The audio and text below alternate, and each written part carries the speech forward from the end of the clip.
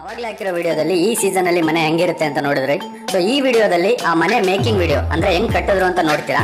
So ಇಲ್ಲಿ ನಿಮಗೆ ಗೊತ್ತಿಲ್ಲದಿರೋ ಒಂದು ಇಂಟ್ರೆಸ್ಟಿಂಗ್ ಸ್ಟೋರಿ ಹೇಳ್ತೀನಿ. ಆಕ್ಚುಲಿ ಈ ಮನೆನ 8 ತಿಂಗಳಿಂದನೇ ಕಟ್ಟೋಕೆ ಶುರು ಮಾಡಿದ್ರು. ಆ ಟೈಮ್ ಅಲ್ಲಿ ಕಲರ್ ಥೀಮು, ಲೋಗೋ, ಮನೆ ಸೆಕ್ಷನ್ಸ್ ಎಲ್ಲ ಡಿಸೈಡ್ ಆಗಿತ್ತು. ಎಲ್ಲ ಡಿಸೈಡ್ ಆಗಿ ಆಲ್ಮೋಸ್ಟ್ ಕಟ್ಬಿಟ್ಟಿದ್ರು. ಅಂದ್ರೆ ಔಟರ್ ಸ್ಕೆಲಿಟನ್ ಫುಲ್ ಮುಗಿಸ್ಬಿಟ್ಟಿದ್ರು. ಆಲ್ಮೋಸ್ಟ್ ಥೀಮ್ ವರ್ಕ್ ಮುಗಿದೋಗಿತ್ತು. ಫಸ್ಟ್ ಇವ್ರು ಅನ್ಕೊಂಡಿದ್ದ ಥೀಮ್ ಏನು ಅಂದ್ರೆ ಟೆಕ್ನೋ, ಅಂದ್ರೆ ಫ್ಯೂಚರಿಸ್ಟಿಕ್ ಟೆಕ್ನೋ ಈ ಸ್ಟೈಲ್ ಅಲ್ಲಿ ಮಾಡಿದ್ರು.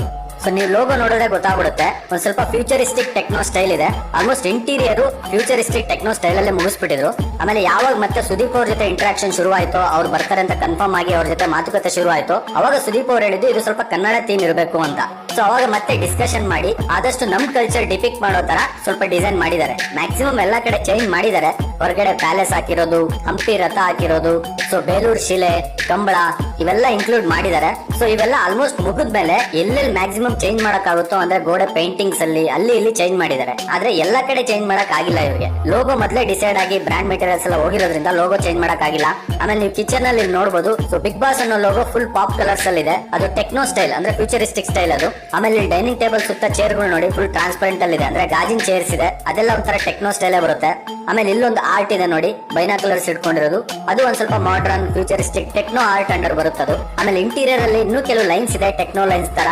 ಸೊ ಎಲ್ಲೆಲ್ಲಿ ಚೇಂಜ್ ಮಾಡೋದಕ್ಕೆ ಸ್ಕೋಪ್ ಇದೆಯೋ ಅಲ್ಲೆಲ್ಲ ಮ್ಯಾಕ್ಸಿಮಮ್ ಚೇಂಜ್ ಮಾಡಿದ್ದಾರೆ. ಎಲ್ಲಿ ಚೇಂಜ್ ಮಾಡಕ್ಕಾಗಲ್ವೋ ಅಲ್ಲಿ ಗೋಡೆಗೆ ಆರ್ಟ್ ಮಾತ್ರ ಮಾಡಿದ್ದಾರೆ ಇವರು.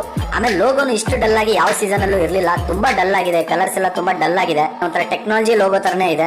ಸೊ ಲೋಗೋದಲ್ಲಿ ನೀವು ಗಮನಿಸಿರ್ಬೋದು, ಕನ್ನಡದಲ್ಲಿ 12 ಅಂತ ಬರೆದು ಮ್ಯಾನೇಜ್ ಮಾಡಿದ್ದಾರೆ.